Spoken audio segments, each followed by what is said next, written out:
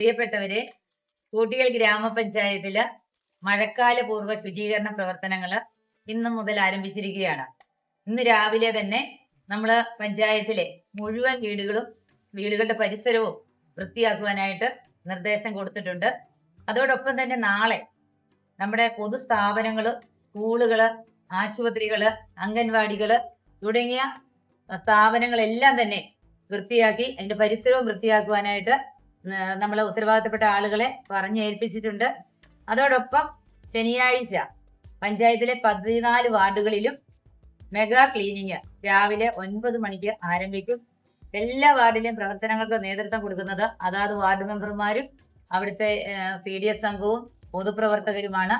ജനങ്ങളെ എല്ലാവരെയും ഒന്നിച്ചു ചേർത്തുകൊണ്ട് മഴയെത്തു മുന്നേ മഴക്കാല പൂർവ്വ ശുചീകരണങ്ങൾ നടത്തുകയാണെങ്കിൽ നമുക്ക് പകർച്ചവ്യാധികളിൽ നിന്ന് ഒരു പരിധി വരെ രക്ഷ നേടുവാനായിട്ട് സാധിക്കും. അതുപോലെ തന്നെ സാംക്രമിക രോഗങ്ങള്, ഡെങ്കിപ്പനി, എലിപ്പനി മുതലായവയൊക്കെ എല്ലാ വർഷവും ഇവിടെ കടന്നുകൂടാറുണ്ട്. അതിനെ എല്ലാം തുരത്തുക എന്നതാണ് നമ്മുടെ ലക്ഷ്യം.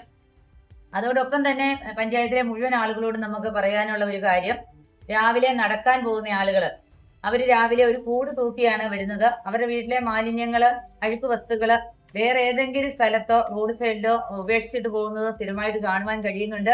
അതുപോലെ തന്നെ വാഹനങ്ങളിൽ എത്തുന്നവര് ഡോർ തുറന്ന് റോഡിന്റെ സൈഡില് മാലിന്യം ഉപേക്ഷിച്ച് പോകുന്നുണ്ട്. ഇതെല്ലാം പഞ്ചായത്തിന്റെ ശ്രദ്ധയിൽപ്പെട്ടിട്ടുണ്ട്.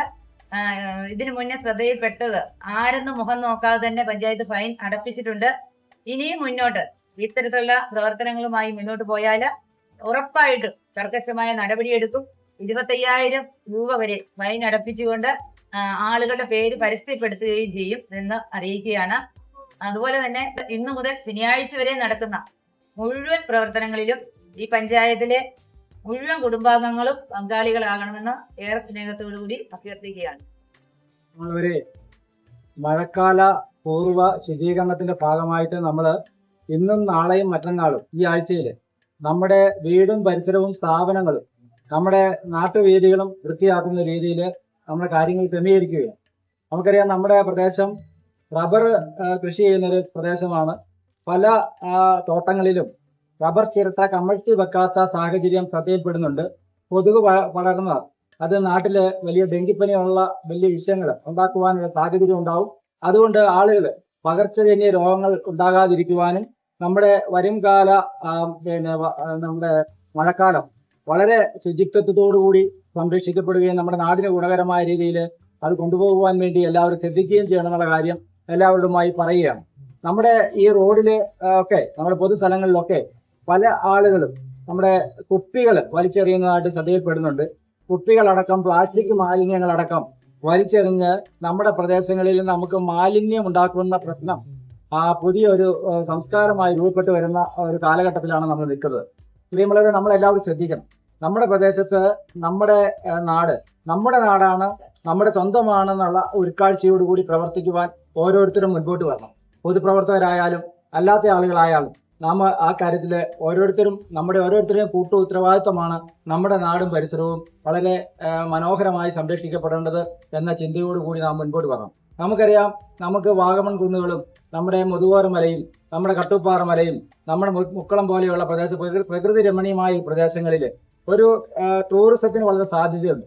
ഈ സാധ്യതകൾ നമ്മൾ മുൻപോട്ട് വയ്ക്കുമ്പോൾ ആ ആശയങ്ങളെ നമുക്ക് നല്ല രീതിയിൽ മുൻപോട്ട് കൊണ്ടുപോകണമെങ്കിൽ നമ്മുടെ നാട്ടിൽ വരുന്ന ടൂറിസ്റ്റുകൾക്ക് നമ്മുടെ നാട് ഏറ്റവും മനോഹരമാണ് എന്ന് തോന്നിപ്പിക്കുവാൻ പറ്റുന്ന ഒരു കാലാവസ്ഥയും സാഹചര്യങ്ങളും നാം സൃഷ്ടിക്കണം. അതിനുവേണ്ടി എല്ലാ ആളുകളുടെയും ഭാഗത്തു നിന്നുള്ള സഹകരണം പ്രത്യേകമായിട്ട് അഭ്യർത്ഥിക്കുകയാണ്.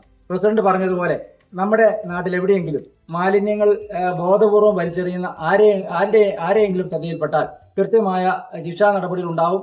ആ കാര്യം ഒരിക്കൽ കൂടി എല്ലാവരുടെയും ശ്രദ്ധയിലേക്ക് അറിയിക്കുകയാണ്. നമ്മുടെ വീടും പരിസരവും കൃത്യതയോടുകൂടി സംരക്ഷിക്കണം. നമ്മുടെ കിണറുകൾ ഒക്കെ വളരെ മലിനജലം ഒഴുകി എത്താത്ത രീതിയിൽ കെട്ടി സംരക്ഷിക്കുവാനും വലയിട്ട് മൂടുവാനും ഒക്കെ എല്ലാവരുടെയും ഭാഗത്തു നിന്നുള്ള ശ്രമം ഉണ്ടാവണം.